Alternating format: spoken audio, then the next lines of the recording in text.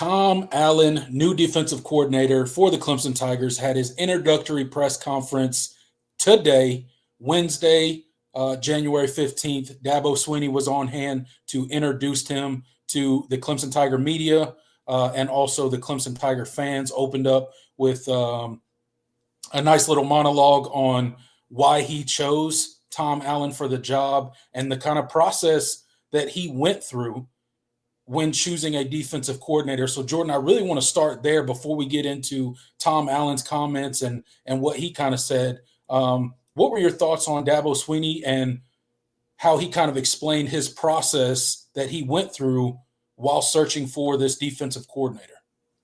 Yeah, one of the things that, we kind of were talking about when this search was going on was, okay, where is Dabo? Like, what is his mindset going into this search? Like, we felt pretty confident it was going to be somebody from the outside. So, I mean, that was the only thing we felt like we knew for certain. But we were like, okay, is he going to go get a sitting head coach somewhere?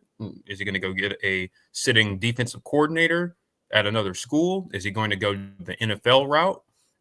And there were a lot of speculation, a lot of people throwing names out. But at the end of the day, we didn't really know. So listening to Dabo's press conference, he said, I had a list of 12 sitting defensive coordinators at other schools. Yeah. And he narrowed it down to 3 and then 2. And then ultimately Tom Allen was the guy he settled on. And, I think one of the things that was interesting when he was explaining it was that, he basically said, I'm never going to be like, when we talk about, the internal hires I've made, I always look from within first. Yeah. And some years it's feasible, some years it's not. And he felt like, but he did evaluate inside, and I guess that's probably where some of the concern people had was. But I never really felt like that was going to be the direction he decided to go. And then he says his process is always the same when it comes to going and getting a head coach. I'm sorry, getting another assistant coach. And this year, it just didn't seem feasible to promote from within. It just, with how this season went, as far as did not perform well defensively this year, just didn't feel like anybody on this staff really made sense as a hire or as an internal promotion. And there were clearly some better candidates that you could go and get elsewhere, and that's what he did. Had a list, and he got his guy. I think that was it was very obvious. Watching him, I think there were some angles that some media sites were able to post where you could see Tom Allen, and then you could also see Dabo as Tom Allen was speaking, kind of in the background, like a side view. And you could see, like, when Tom was talking about his philosophy and stuff, you could see Dabo smirking, and like he was very, very pleased with himself. Like he knew the caliber of guy that he was able to land. He's confident in who he got. And so I think that was one of the things that was evident when listening to Dabo speak, and then also just watching his body language when Tom Allen was speaking, that this was the guy that he felt like he was the best for the job, and he's really excited about who he got. So, I mean, obviously you want your head coach to feel that way, but it was very, some coaches, aren't always as forthcoming with their emotions, but Dabo did not hide his excitement at all. He didn't.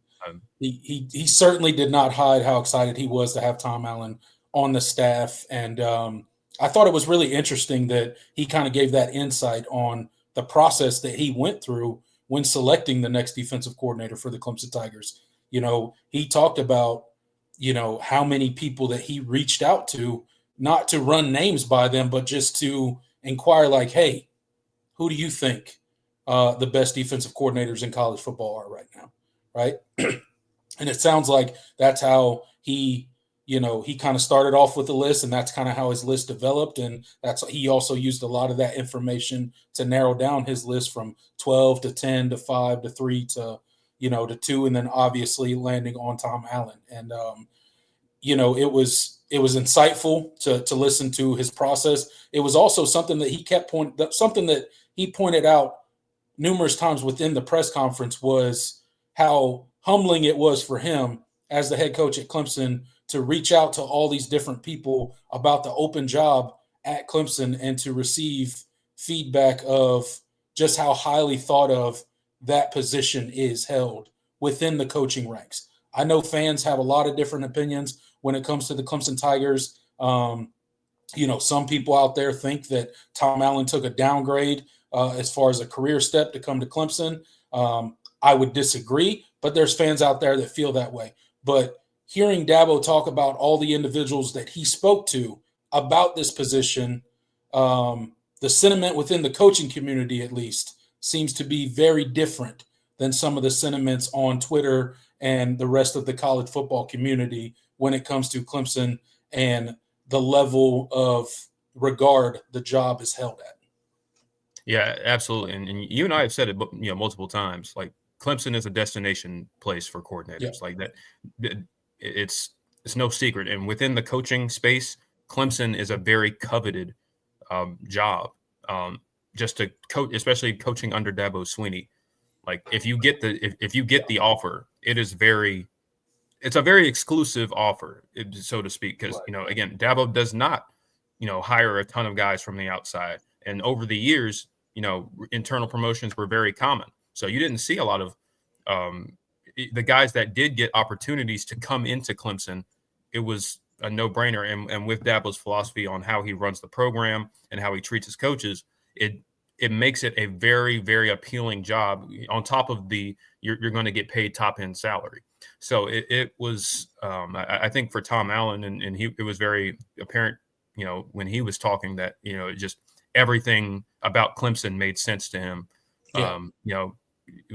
On top of the family dynamics that were pulling him closer to the Carolinas anyway. So, it made a lot of sense. And Dabo, I think his process when making this hire was, it made a lot of sense to me. I would pay a lot of money to see that the list of 12 the 12 coordinators that he had Look, around, to see I kind of think we what can kind of speak. names he had.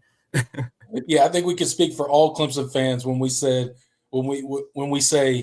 we wish we had that list of 12 defensive coordinators. I also wish I had the list of people that reached out to Dabo Sweeney inquiring about the job on their behalf, or agents that did the same for the people that they represent.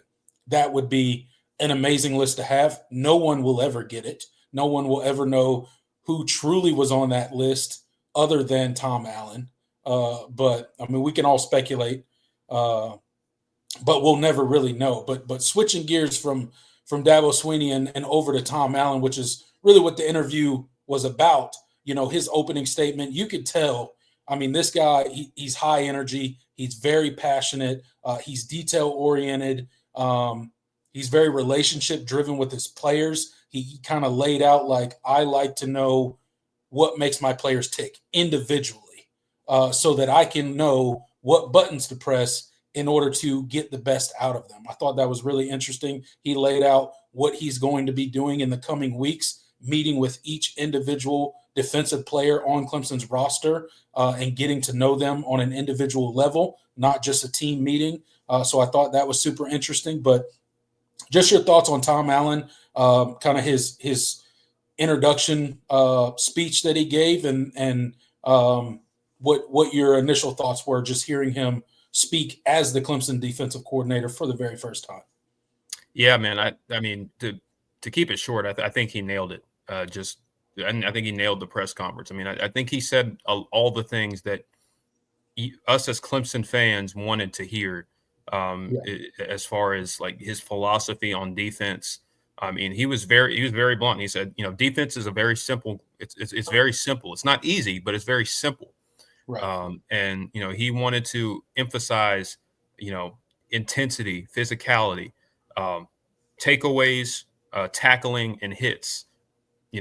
He wants to get tackles for loss, like all the things that were the marks of the Clemson defenses of the past that led you to 6 playoff appearances, 2 national championships. Right. Like that was what we wanted to hear. So as much as I felt like okay, I feel pretty confident he's going to say a lot of the things that I want to hear from him. I mean, I don't think I could have, I don't think I could have wrote it up a script for him to say any better than what he did. I think everything that he put out there was just it meshed with everything that Clemson has been missing the past few years on defense. And I can't be more excited. One thing he did mention was, red zone defense, which has been such one of the marks of the issues with Wes Goodwin's defense over the last 3 seasons. They could get stops, but when teams did move the ball on them and get into that red area, they were more than likely scoring a touchdown. That was apparent. Even in his best season last year, that was a problem. They surrendered too many red zone touchdowns. Yeah. So all of those things, combined with, the hybridization of the nickel position and, the 4 down, the 4 down front and, just all the things and his emphasis on wanting to put players in their best positions. That's another thing. He talked about the example with Abdul Carter this past season. He played linebacker in 2023 for Penn State, but this past season made the transition to defensive end, and now he's going to be probably a top 10 pick. Yeah, guaranteed. Yeah. He made himself a ton of money this season at Penn State. Those are the kind of things that him as a defensive coordinator, he's willing to make those changes and put guys not in a position where he thinks, it fits what I want to do better. It fits what makes them the best players they can possibly be. And we've talked about how many players we felt in this defense over the last few seasons that were not put in those positions. Barrett Carter, Andrew Makuba, Khalil Barnes. It feels like was a victim of that this past season. Yes. Trenton Simpson, the guy, extremely uber talented football players that took steps back from year to year because they were not in positions to succeed. So that was really exciting to hear as well. Yeah. I think one of the things that stood out, and you touched on it, was him emphasizing that it is player driven, right? It is the talent that you have dictates the scheme that you run, not the other way around, right?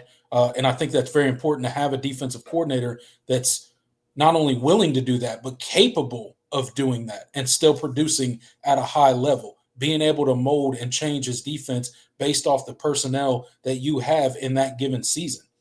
That's always going to be a hot commodity in college football, especially nowadays with the roster turnover that so many teams deal with. Now, Clemson does a great job when it comes to roster retention, but there's still turnover and they're still changing rosters every single year in college football. And the ability to evaluate the talent that you have on the roster and be able to identify what positions to put them in to not only maximize their talents, that ultimately also maximizes the defensive numbers and their ability to stop the offense from scoring points. So I thought that was really a key thing that he touched on.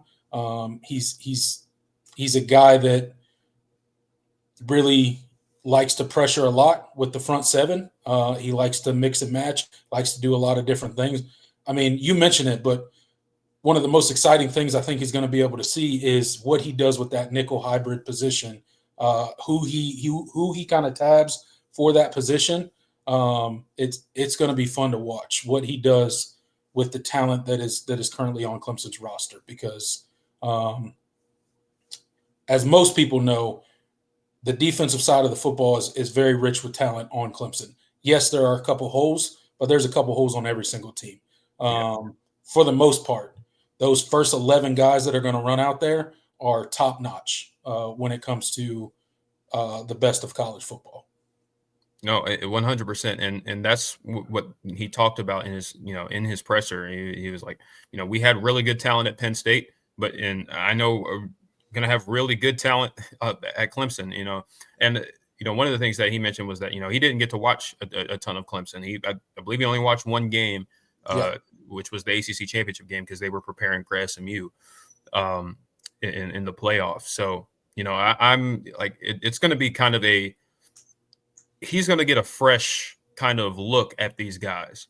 And that's what I'm excited about, because now, a lot of things are like on the table now.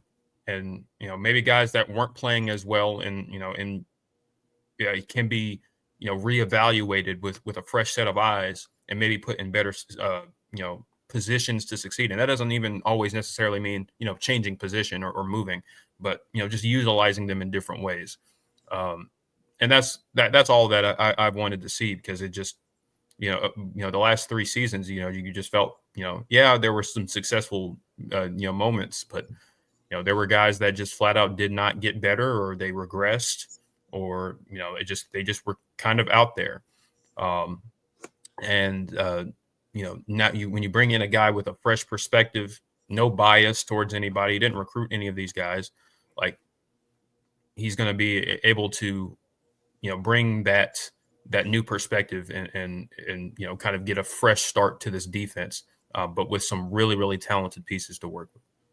Yeah, absolutely. And he laid out exactly his methods for doing that. He's like, I'm a guy that spends a ton of time in the weight room because it tells me exactly who that player is as a person, how they respond to adversity, how intense they are. He said it tells him a lot about a player when he just sits there and goes to workouts and watches these guys do what they do and really push themselves when it comes to the strength and conditioning piece. So thought that was a really interesting tidbit from him as well. He also spoke on Jordan, obviously the family dynamics, the decisions, the family dynamic that went into him accepting this job at Clemson. Dabo Swinney kind of talked about in the beginning about the one guy that didn't reach out to him was Tom Allen. He had to reach out and gauge Tom Allen's interest in being the Clemson's next defensive coordinator. Obviously, there was mutual interest there, but he did have to reach out to Tom Allen. Tom Allen said that he wasn't really looking to go anywhere. But when he got the call from Dabo, it was kind of a no-brainer for a couple reasons. The program that Clemson runs, how highly regarded these positions are in the college football coaching community, talking about Clemson coordinator positions. And then he talked about his daughters. He's got one daughter in Greenville. He's got another daughter in North Carolina, just over the border, I think.